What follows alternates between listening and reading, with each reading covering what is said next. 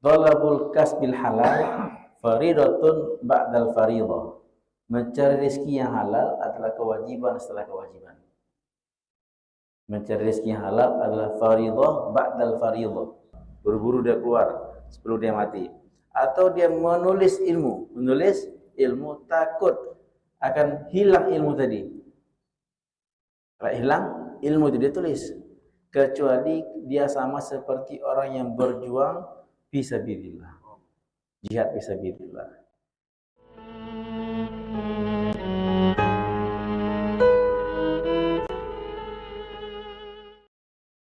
Assalamualaikum warahmatullahi wabarakatuh. Bismillah, alhamdulillah, wassalatu wassalamu ala rasulillah.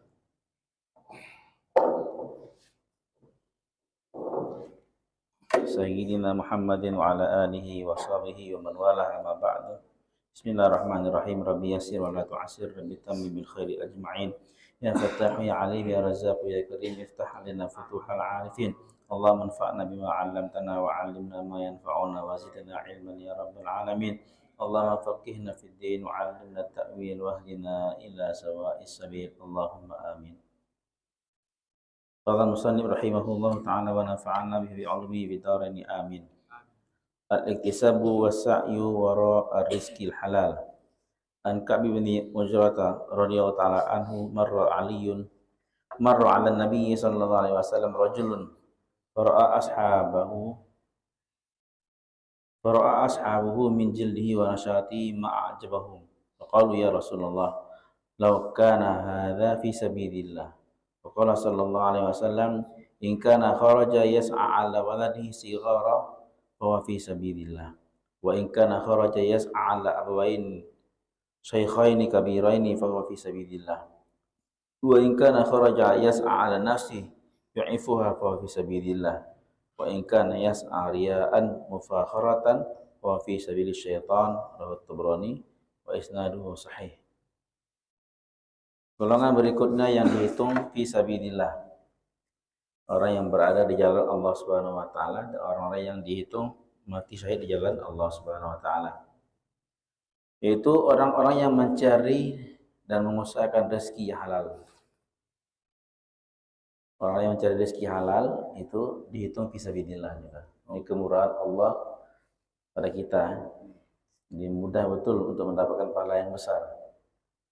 Dari amalan dunia yang kita lihat itu adalah pekerjaan dunia, tapi kalau diniatkan untuk Allah Subhanahu wa taala, maka itu amalan menjadi fisabilillah.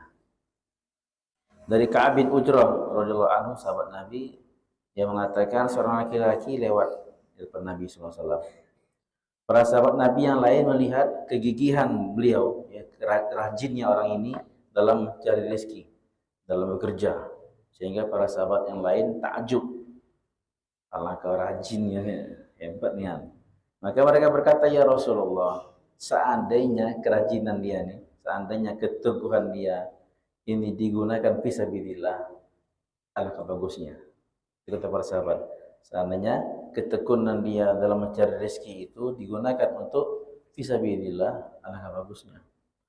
Maka Nabi SAW mengatakan, jadi di pikiran para sahabat yang namanya fisabilillah itu adalah yang berjihad, yang enggak pedang. Ingat, maka Nabi SAW meluruskan, seandainya dia itu keluar dari rumahnya untuk berusaha mencari rezeki, menghidupi anaknya yang kecil, ya, untuk menghidupi anaknya yang kecil, maka keluarnya dia itu fisabilillah. Dan apabila dia keluar dari rumahnya mencari rezeki untuk menghidupkan kedua orang tuanya yang sudah tua, ya, yang sudah tua, maka dia pun dihitung fisabilillah. Dan apabila dia keluar dari rumahnya mencari rezeki untuk dirinya sendiri, supaya dirinya tak minta-minta sama orang lain, supaya dirinya tidak minta-minta sama orang lain, maka dia keluarnya pun dihitung fisabilillah. Dan apabila dia keluar dari rumahnya karena riya, untuk berbangga-bangga, untuk mengumpulkan dunia, membangga-banggakan terhadap kebendaan dunia, maka dia dihitung di jalan syaitan. Nah, ya, jadi orang yang mencari rezeki yang halal untuk menghidupi keluarganya, maka dia dihitung fi sabilillah. Jadi setiap pagi kita keluar rumah, ya, niat untuk bekerja, niat untuk pergi ke toko, niat cari nafkah, maka kita hadirkan ini saya niat mencari rezeki untuk istri saya, anak saya, keluarga saya, dan diri saya. Niat untuk fi sabilillah. Niatkan untuk kita supaya tidak minta-minta kepada makhluk, dan dengan rezeki yang Allah kasih ini saya dapat menghidupi keluarga saya dapat menggunakan sebahagiannya untuk agama Allah Subhanahu wa taala. Bukan mencari rezeki untuk riak supaya dilihat orang atau untuk berbangga-bangga ya, terhadap keduniaan. Allah mudah Pak ya, mudah dapatkan fisabilillah. Bukan sholat, bukan puasa. Ya. Pergi ke kantor fisabilillah. Buka toko fisabilillah. Ke sawah fisabilillah. Intinya apa? Mencari rezeki yang halal. Dalam hadis, talabul kasbil halal faridatun ba'dal faridah. Mencari rezeki yang halal adalah kewajiban setelah kewajiban. Mencari rezeki yang halal adalah faridah ba'dal faridah. Kewajiban setelah kewajiban. Wajib nggak Pak? Cari rezeki. Ya. Tapi di sini ya bahasa hadisnya ya. Faridatun ba'dal faridah. Kewajiban ba'da setelah kewajiban. Apa artinya itu? Kewajiban mencari rezeki yang halal bukanlah kewajiban nomor satu. Bukan kewajiban nomor satu. Tapi kewajiban di bawah. Kewajiban setelah kewajiban. Ya. Nah, jadi hari ini kita salah paham dari hadis ini. Kita menganggap wajib mencari rezeki yang halal. Sehingga kalau dibilang Pak, ya kita wajib sholat. Ini pun juga ibadah. Menjaga toko pun juga ibadah katanya. Cari rezeki juga ibadah juga. Masya Allah. Ya. Betul. Kewajiban mencari rezeki itu kewajiban. Tetapi tingkatan kewajibannya ba'dal fariidhah. Setelah kewajiban. Setelah kewajiban sholat, setelah kewajiban puasa, setelah kewajiban yang lain-lainnya. Kewajiban yang tingkatannya di bawah. Ya. Fariidhah duna fariidhah artinya kewajiban yang di bawah kewajiban lain. Nah, itu hari ini jangan menyamakan kewajiban mencari rezeki setara dengan kewajiban berita-berita yang lain. Sehingga gara-gara mencari rezeki tinggal sholat. Gara-gara cari rezeki tidak puasa. Gara-gara cari rezeki kita tidak mentaati atau menjalankan perintah Allah yang lainnya. Alasannya ini demi kewajiban. Demi kewajiban, salah. Beda hadis Nabi yang untuk anak santri ini, talabul ilmi faridatun ala kulli muslim. Menuntut ilmu kewajiban atas semua orang Islam. Menuntut ilmu kewajiban atas semua orang Islam. Ya. Mencari rezeki yang halal kewajiban bukan atas semua orang Islam. Nabi mengatakan kewajiban setelah kewajiban. Maknanya apa? Tidak semua orang Islam wajib cari rezeki. Tidak semua orang Islam wajib. Anak-anak wajib cari rezeki. Istri, perempuan, orang tua tak wajib. Tidak semua orang Islam wajib cari rezeki. Satu rumah, satu orang cukup. Satu rumah, satu orang cukup yang cari rezekinya, bapaknya saja. Yang lainnya numpang dengan bapaknya, bergantung dengan bapaknya.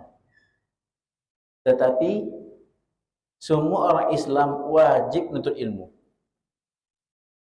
Baik anak kecil maupun orang besar, laki-laki, perempuan. Ya. Orang sibuk, para pengangguran. Semua orang kota, orang desa, semua orang Islam wajib menuntut ilmu. Nah, maka bapak yang sekarang sibuk cari rezeki ini, jangan beranggapan masa saya menuntut ilmu habis. Masa saya belajar ilmu tak lewat. Sekarang masa ada adik yang untuk cari ilmu. Sekarang masanya masih cari rezeki. Enggak. Bapak sekarang pun masih wajib atas bapak cari ilmu juga. Kenapa? Karena menuntut ilmu fardhatun ala kulli muslim. Bapak muslim enggak? Saya muslim. Siapapun saya adalah muslim, maka kewajiban saya juga menuntut ilmu. Istri wajib untuk ilmu. Suami wajib. Bapak, anak, orang tua, anak kecil, semua wajib untuk ilmu. Tanpa terkecuali. Jadi cari rezeki tidak kewajiban semua orang. Nah, satu keluarga yang wajib cari rezeki hanya bapaknya saja. Yang bapaknya yang Allah wajibkan. Tidak Allah wajibkan cari rezeki kepada ibunya, kepada istri. Tidak Allah wajibkan cari rezeki kepada anaknya. Karena rezeki anak itu orang tanggung jawab bapak. Istri rezekinya istri tanggung jawab suami. Rezekinya orang tua tanggung jawab anaknya yang sudah mampu bekerja. Ya. Jadi kita menafkahi orang yang di bawah tanggungan kita. Siapa mereka itu? Istri. Kemudian anak kita yang belum mampu bekerja. Kemudian orang tua kita yang sudah tidak lagi bekerja. Itu tiga itu wajib kita menafkahi. Adapun kakak, adik, saudara itu tak ada kewajiban. Tapi kalau kita menafkahi mereka juga itu lebih bagus. Kalau nggak mampu. Tapi kewajiban istri kita, orang tua kita, anak kita. Ya. Maka kita kafabil mar'i ithman ayyudai'a ma yaqut, kata Nabi. Dalam hadis, cukuplah dosa bagi seseorang itu dia menyia-nyiakan, mentelantarkan orang yang di bawah tanggungan dia. Cukuplah dosa bagi dia menyia-nyiakan orang yang di bawah tanggungan dia. Dia enggak urus anaknya, dia enggak kasih nafkah pada istrinya, dia telantar orang tuanya, dia biarkan, maka cukuplah dosa bagi dia. Artinya apa cukuplah dosa bagi dia? Sangat besar dosa bagi dia. Seandainya dia enggak berzina, dia enggak membunuh, dia enggak berjudi, tak ada buat dosa-dosa lain, dosa itu cukuplah untuk membuat dia sengsara. Dosa menelantarkan orang di bawah tanggungan kita ini itu sudah sangat besar, sudah cukup untuk mengantar kita ke neraka Allah. Nauzubillah. Ya, cukuplah dosa bagi seorang dia mentelantarkan orang yang di bawah tanggungan dia. Yang sampai kita tidak nafkahi mereka, ya. Dan ya. Tapi juga jangan sampai salah paham sehingga terlalu semangat cari rezeki, ya. Sehingga standarnya berubah. Jadi yang wajib bagi kita nih untuk memberikan nafkah pada istri dan anak adalah kadar bertahan hidup saja, Pak. Kadar bertahan hidup. Ya, itu yang wajib. Ya, seandainya dia bisa bertahan hidup, misalnya dengan uang 100.000 per hari, maka kita nggak wajib mencari uang 1 juta per hari. Ya, tapi mengapa hari ini kita paksakan diri kita untuk cari yang lebih? Nah, itu ya. Berarti sudah terjerumus kita. Enggak salah enggak. Cuman nanti jadi alasan, ini kewajiban saya. Padahal bagi kamu enggak wajib lagi sudah. Bagi kamu kan enggak wajib lagi. Cari rezeki yang wajib itu adalah sekedar istri anak-anak kita, orang yang bertanggung kita tidak minta-minta. Cukup dia, makanan cukup, ya, enggak lapar dia, pakaiannya cukup, enggak telanjang dia, ada berteduh dia, enggak kehujanan, enggak kepanasan dia, cukup. Mau bangun istana sudah lebih dari cukup. Ya, makan mewah 3 kali itu lebih dari cukup. Nah, ya, maka tidak ada nanti tuntutan nanti di akhirat tentang kekurangan rezeki. Istri tak akan nuntut di depan Allah, di mahkamah Allah, ya Allah, suamiku kurang kasih nafkah. Ya, dong. Anak juga tidak akan nuntut di depan Allah, ya Allah, bapakku kurang ngasih duit jajan. Tuntutan itu enggak ada nanti di akhirat. Ya, tuntutan itu enggak ada di akhirat. Yang apa yang ada? Istri nuntut kekurangan nafkah batin, kekurangan nafkah agama. Anak nuntut kekurangan nafkah agama. Jadi anak takkan nuntut, mengapa bapak aku ya Allah tidak sekolahkan aku sampai ke S3. Bapak aku tidak menyekolahkan aku ke luar negeri. Enggak ada tuntutan. Tapi anak hati nuntut, ya Allah di dunia bapak aku tidak ajarkan aku Al-Quran. Sehingga aku tak bisa baca Quran sampai aku mati. Bapak aku tidak ajak aku untuk sholat. Sehingga aku tak menjaga sholat sampai aku meninggal dunia. Ini dituntut nanti. Ini kekurangan nafkah agama yang dituntut, bukan kekurangan nafkah dunia. Tapi hari ini kita menjadikan nafkah dunia tujuan hidup kita. Dan kita berdalih, ya, beramal dengan berdasarkan dalil, mencari rezeki, mencari nafkah adalah kewajiban. Nah, salah paham. Apa beda kita dengan hewan kalau gitu? Ya. Kalau hanya dulu saya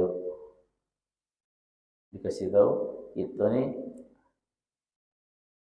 yang wajib dikasih nafkah itu nafkah, ada 4 nafkah. Bapak itu seorang kepala keluarga wajib memberikan 4 nafkah kepada istri dan anak-anaknya.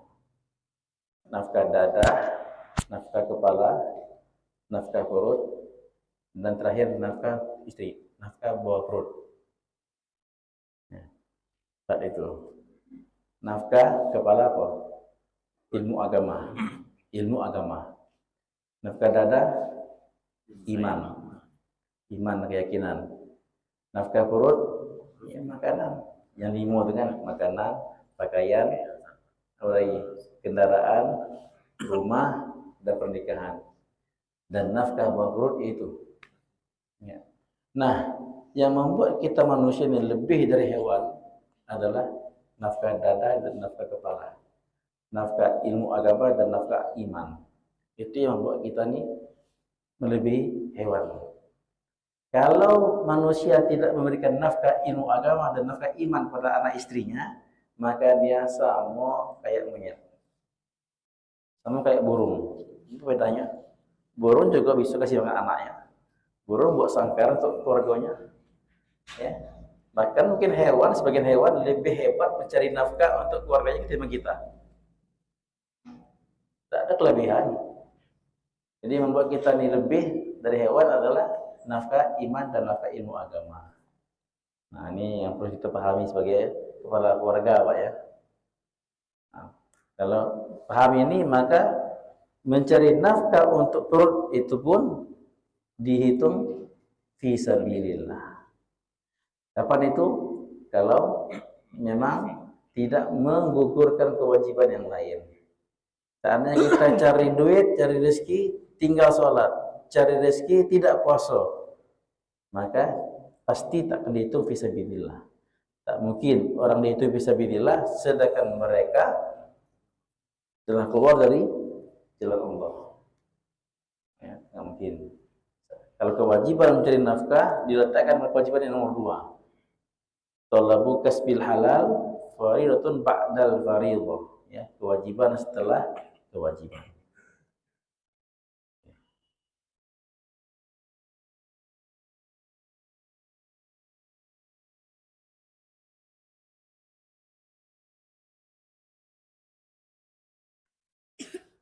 Intinya setiap pagi kalau bisa seluruh cari nafkah itu ya bisa sholat 2 rakaat sholat hajat ya. Habis itu kita berdoa sama Allah, ya Allah saya niat untuk keluar nih cari nafkah supaya istri anak saya ini dapat ya makan sehingga mereka tidak minta-minta lagi.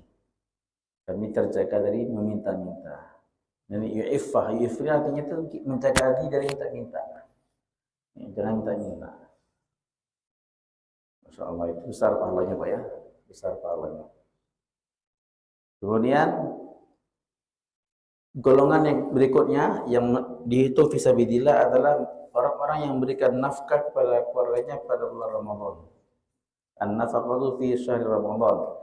An Hamzah wa Rashid ibn Sa'din mursala qala Rasulullah sallallahu alaihi wasallam in basitu fin nafaqati fi syahr Ramadan fa inna nafaqata fihi kan nafaqati fi sabilillah. Rawahu Ibnu Abi Dunya. Nabi bersabda, lapangkanlah nafkah bagi keluarga kalian pada bulan Ramadan. Jadi kalau bulan Ramadan itu seperti perintah pada tanggal 10 Muharram, pada hari Asyura. Hari Asyura kita disuruh untuk melebihkan, ya, melapangkan nafkah untuk keluarga.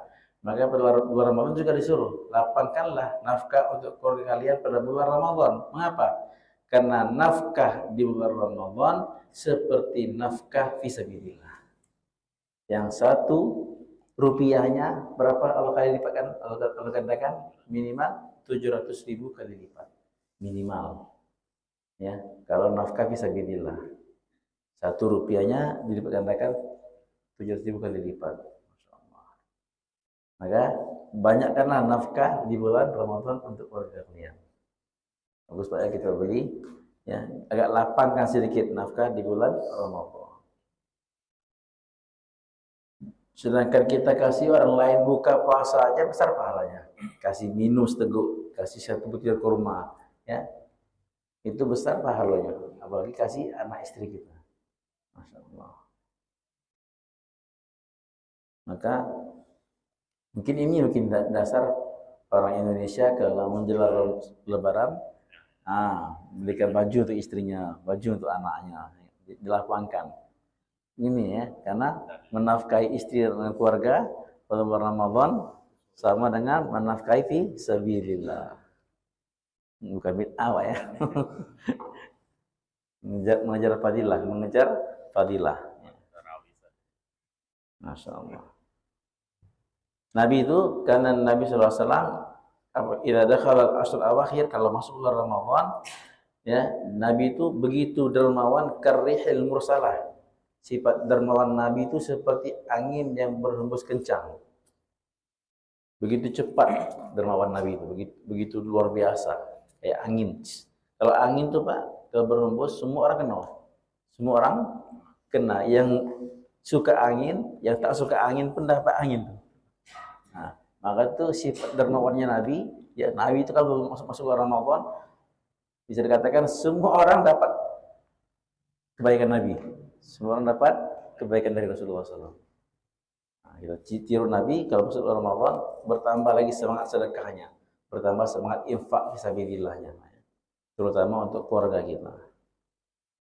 Kemudian al-isyan ilal masjid lita'allum wa ta'lim.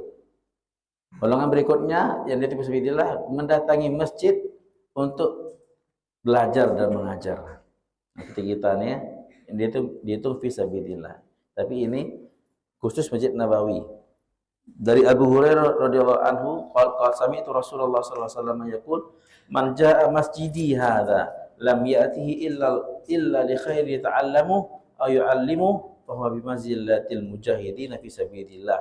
Wa man jaa'a bi ghairi dzalika fa huwa bi manzilatir rajul yanzuru ila mafa'i ghairihi."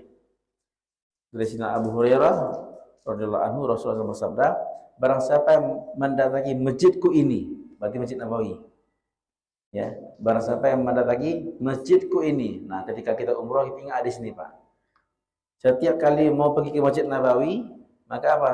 Dia tidak mendatanginya kecuali untuk kebaikan yang ingin dia pelajari atau yang ingin dia ajarkan. Jadi dia datang ke masjid niat apa? Untuk belajar atau niat untuk mengajar. Maka dia bimanzilati al-mujahidi fi sabilillah. Dia pada kedudukan orang yang seperti orang yang berjuang di jalan Allah, mujahid fisabilillah. Ya. Orang yang berjuang di jalan Allah, orang angkat pedang di bidang jihad, dia belajar di Masjid Nabawi sama. Niat itu. Faman jaa bi ghairi dzalika, tapi barang siapa yang datang ke masjidku ini tanpa niat belajar, tanpa niat untuk mengajar, datang itu ya. Nah, kita banyak nih. Padahal di Nabi banyak nih kan majelis kan, duduk dalam majelis itu, majelis Quran, atau majelis ilmu, ya. Kalau datang ke Masjid Nabawi tanpa ada niat belajar dan niat mengajar, maka bagaimana? Dia seperti orang yang melihat kepada barang orang lain. Tidak ada kelebihan. Saya melihat ada serbannya Pak Rijal. Cuma lihat, Pak. Tak ada apa-apa untuk saya. Saya tidak dapat apa-apa, hanya dapat lihat saja. Ya, saya tak dapat apa-apa. Maka datang ke Masjid Nabawi hanya niat untuk tak ada niat untuk belajar, tak ada niat untuk mengajar, seperti orang yang hanya melihat-lihat. Ya, tak dapat apa-apa fadilah. Maka minimal niat kita untuk menghadiri majelis ilmu di Masjid Nabawi. Ya.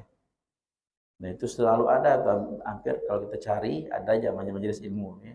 Setiap habis sholat halaqah Quran, walaupun satu kali Al-Fatihah, ya, dapat kita fadilah belajar di Masjid Nabawi.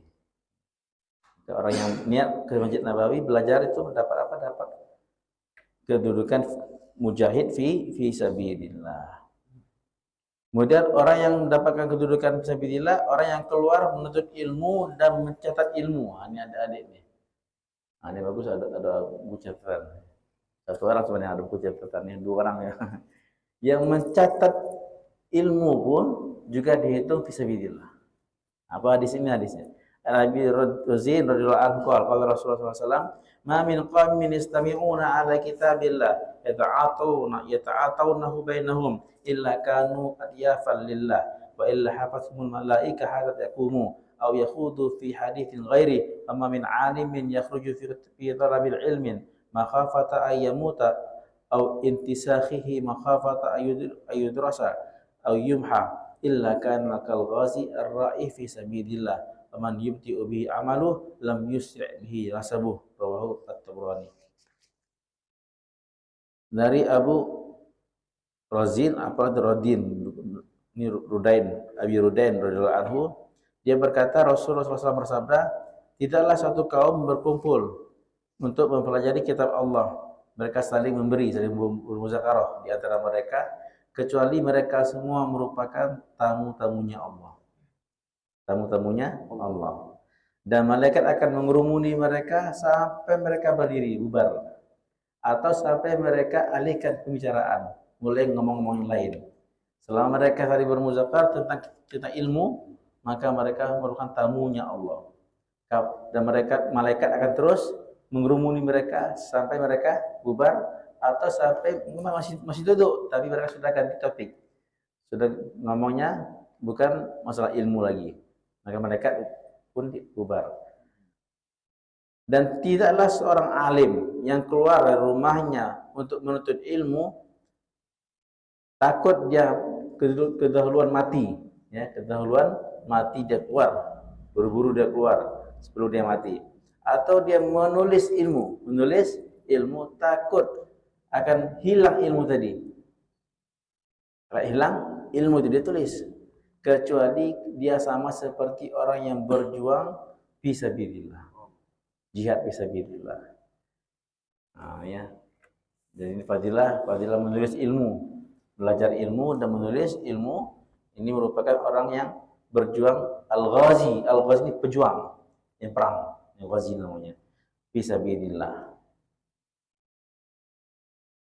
Jadi ilmu ini penting ditulis. Ya, ilmu ini adalah seperti hewan buruan. Kita lah capek mencari hewan buruan. Kita berburu dapat hewan. Kalau kamu nggak ikat, lepas. Jadi ilmu itu seperti hewan buruan. Lah capek dapatin, ngejarnya, dan diikat, lepas. Dan ngikatnya adalah kita batu menulisnya. Menulis ilmu merupakan mengikatnya. Jangan lepas ditulis. Ya. Dulu kan saya pernah saya singgungkan dulu bagaimana Imam Bukhari rahmatullah alaih itu punya kelebihan, apa yang dia dengar dia hafal. Apa yang dia dengar dia hafal. Oh, luar biasa, Pak. Imam Syafi'i rahmatullah alaih punya kelebihan, apa yang dia lihat dan dia baca, dia hafal. Apa yang dia baca sini, hafal, maka ditutup nih. Apa aja ini hafal. Sekali baca, langsung hafal. Nah, kalau bapak-bapak ini memiliki kecerdasan seperti Imam Bukhari dan Imam Syafi'i, silakan tak buku tulis. Sekali dengar hafal, sekali baca hafal, luar biasa.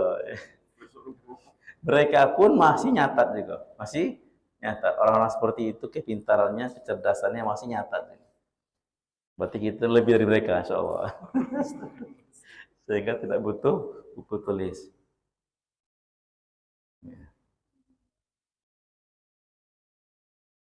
Maka kalau ditulis itu sesuatu yang kita tulis, Pak, berupa ilmu, ya, agama, itu pahalanya masih terus mengalir. Kita sudah mati, itu tulisan masih ada, masih ngalir. Sudah lain. Bukan hanya sholawat aja. Sholawat kalau ditulis sholawat, maka itu akan ditulis pahala sampai masih ada tulisan tadi. Maka perbanyaklah menulis agama, menulis ilmu-ilmu agama, nasihat-nasihat agama. Karena akan bermanfaat kalau kita sudah meninggal dunia, itu kitab masih ada tulisannya, masih dibaca oleh orang lain, ya. Walaupun saya sekali-sekali orang baca, bukan cetak, betul catatan gitu. Kita anak kita buka, ya, maka pahalanya masih mengalir ke orang yang menulisnya. Nah, besar, ya. Fadilah menulis ilmu ini besar. Kepada para ulama dulu mereka senang untuk menulis ilmu itu. Faman yubti'u bihi amaluhu lam yusri bihi nasabuhu. Siapa yang lambat amalnya, maka tidak bisa dikejar dengan nasabnya. Nih. Jadi nasab yang tinggi itu tidak akan bisa menaikkan derajat seseorang. Tidak akan bisa menaikkan derajat seseorang. Kalau amalnya enggak bagus. Jadi yang membuat derajatnya itu mulia apa? Amalnya, bukan nasabnya maksudnya. Pada siapa yang amalnya lambat, maka nasabnya enggak bisa mengejarnya. Ya. Derajatnya itu akan bisa dinaikkan oleh nasabnya karena amalnya enggak nyampe. Yang penting, ya, jangan bersandar kepada nasab, tapi bersandar kepada amal. Karena Nabi sendiri mengatakan pada anaknya Fatimah, "Wahai Fatimah, angkiri nafsaki minan nar." Hindarkanlah diri kamu dari api neraka. Fa ini launi anki minallahi syai'a. Aku nih tak mampu membantu kamu di depan Allah. Aku tak bisa memberikan kamu manfaat sedikit pun di depan Allah. Masya Allah gitu ya. Bahwa Nabi mengajari anaknya jangan bersandar kepada aku anak Nabi, ya, putri Nabi. Habis itu engkau, ya, sia-siakan waktu tak beramal, jangan. Ya, kedudukan kamu di sisi Allah tergantung pada amalan kamu. Jadi itu sabda Nabi kepada Fatimah, Sayyidatu ahli nisa'il jannah, pimpinan perempuan surga, kata Nabi. Perempuan surga itu ratunya sama ratunya Fatimah. Tetap Nabi SAW sampaikan, jaga diri kamu tidak di neraka, perbaiki amalan kamu, kuatkan amalan kamu, karena nasab kamu tak bisa bantu kamu.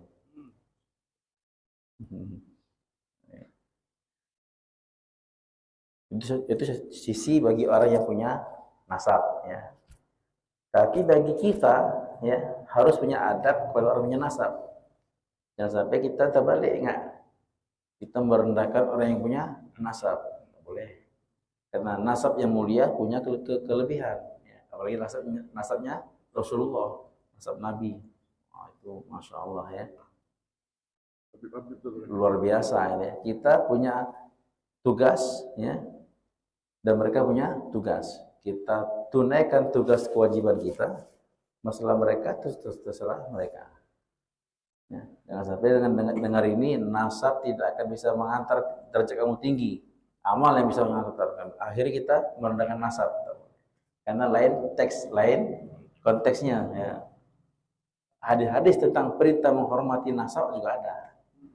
Hadis tentang perintah menghormati, apalagi menghormati keturunan Rasulullah.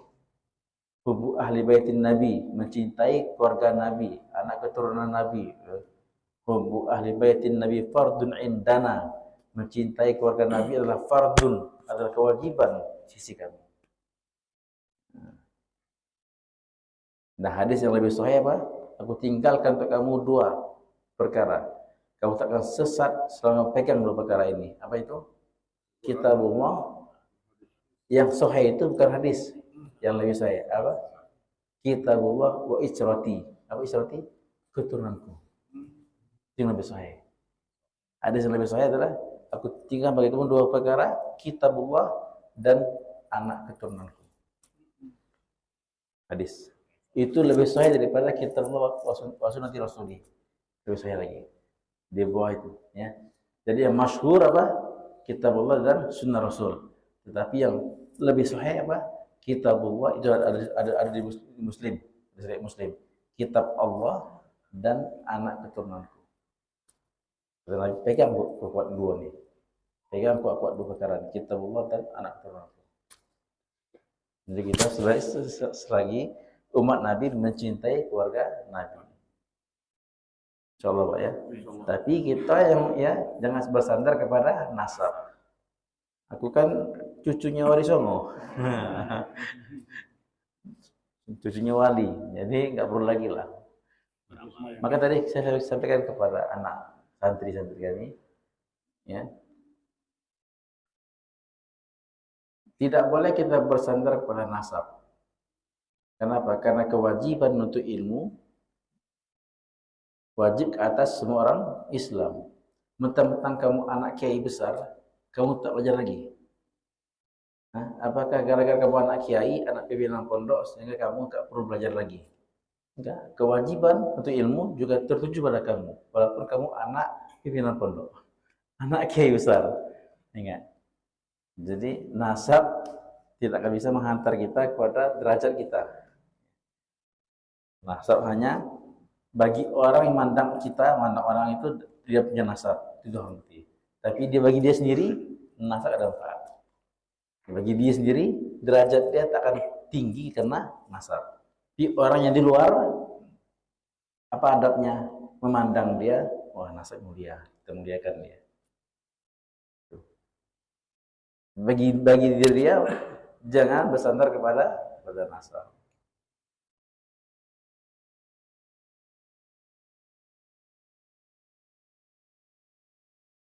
Amal Pak ya, amal. Jadi apa nama itu keajaiban Allah ya. Allah tuh enggak bergantung kepada siapapun. Allah punya hak sendiri ya. Tergantung kepada kita, antara kita dengan Allah, rahasia kita dengan Allah. Di antara ya, takdirnya Allah, hebatnya kuasa Allah nih. Musa alladhi rabbahu Jibril kafiru wa Musa alladhi rabbahu Fir'aun mursalu.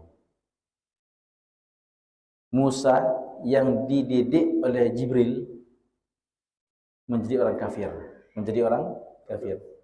Dan Musa yang dididik oleh Fir'aun menjadi rasul. Musa yang dididik, dibesarkan, diasuh oleh Jibril. Siapa tuh? As-Samiri. Musa Samiri namanya. Musa Samiri. Tahu nggak? Yang pada zaman Nabi Musa yang buat ya patung dari lembu ya, kemudian ditiupkan sehingga dia berkeluar suara. Itu yang disembah. Ya, itu disembah oleh Bani Israel. Disesatkannya. Ya. Itu ketika dia kecil, menurut riwayat, dia tuh orang tua yang meninggal dunia sendirian, hidup sendiri bertengkara. Maka Allah menghantar Jibril ke asmana itu. Dari kecil dia, dari bayi dia sampai ngasuh dia, Jibril. Gak main-main Pak, mereka Jibril yang ngasuh dia. Yang besar dalam asuhan malaikat Jibril. Tapi jadi apa dia? Jadi kafir. Nabi Musa alaihissalam yang dari kecil dibesarkan di kerajaan Fir'aun. Enggak, ibunya pun ya, dibuang kerajaan Fir'aun. Ibunya nyusuin dari kerajaan Fir'aun. Besarnya Nabi Musa alaihissalam di mana? Di bawah asuhan Fir'aun, di bawah ya, pengawasan Fir'aun. Musa yang dibesarkan oleh Fir'aun menjadi rasul, menjadi nabi. Tapi Musa yang dibesarkan oleh Jibril menjadi orang kafir. Jadi Allah SWT nggak tergantung kepada bapak saya wali Allah, tentu Allah sayang saya nih. Jangankan bapak kamu wali Allah, Jibril alaihissalam pun tak ada pengaruh. Ya, Allah nggak tergantung kepada Jibril alaihissalam. Masya Allah. Dan itu itulah rahasia kita dengan Allah, fima bainana wa bainallah, antara kita dengan Allah saja. kita perbaiki Pak ya. Tidak, Allah tidak tergantung kepada siapapun dan apapun. Ya, bahwa kita tengok bahwa Nabi Nuh alaihissalam anak kandungnya Kan'an, kafir kan, anak kandungnya, istri Nabi Nuh, istri Nabi Lut, kafirah. Ya. Jadi pelajaran siapa kita, ya, yang menyandarkan kemuliaan kita dengan nasab. Insyaallah Pak ya. Ada pertanyaan di sini? Ustaz, membedakan kita keluar dari rumah tadi supaya yang kita lakukan adalah beribadah atau fisabilillah tadi itu. Di mana letak bedanya?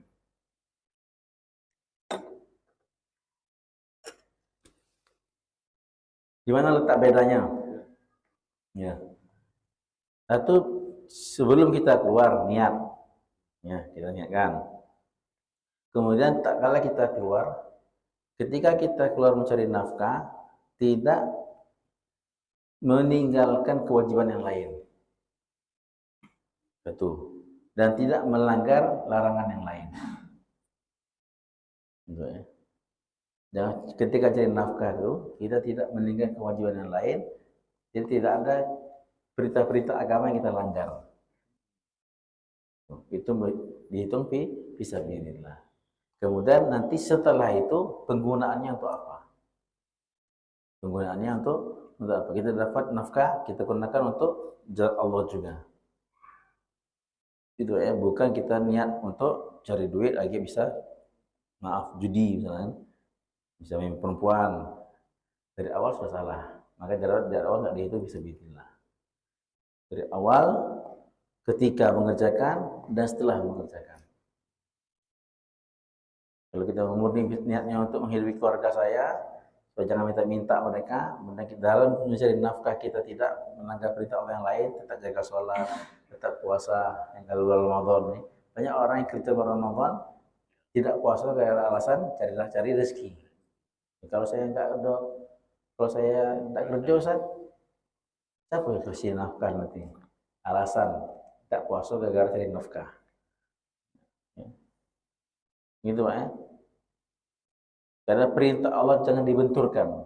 Semua perintah agama itu saling mendukung, saling menopang, ya, saling menguatkan. Kalau kita terasa kok perintah ini bertentangan, berarti yang salah bukan perintahnya, kita yang salah. Cari nafkah perintah, sholat juga perintah. Kok beratnya cara saya kayak bertentangan? Ya, kalau saya sholat, seolah saya tak cari nafkah. Kalau saya cari nafkah, berat tak jaga sholat. Bukan salah perintahnya, salah kamu yang salah. Ya. Karena apa? Prinsipnya semua perintah agama saling mendukung, saling menguatkan. Tidak ada saling melemahkan. Perintah agama.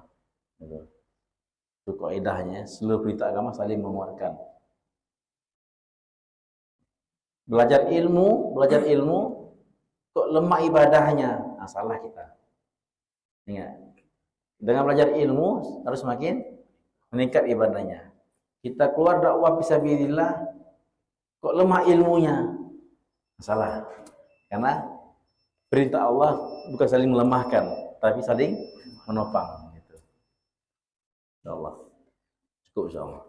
Subhanallah bihamdihi, subhanallah bihamdika, asyhadu an la ilaha illa anta. Assalamualaikum warahmatullahi wabarakatuh. رب لنا الخلق طهر